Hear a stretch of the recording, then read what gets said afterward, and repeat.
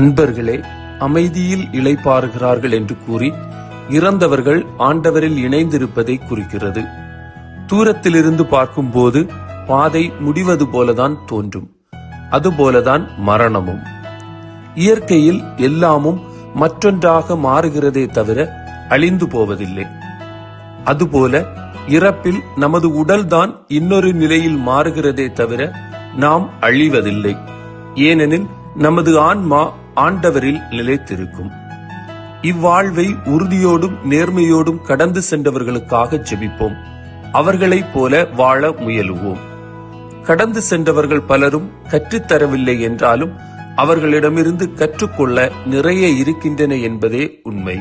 தாயும் தந்தையுமான இறைவா, வாழ்வை முழுமையாக வாழ்ந்தவர்களை பின்பற்றவும் தவறியவர்களுக்காக ஜெபிக்கவும் வரம் தாரும். ஆமீன்.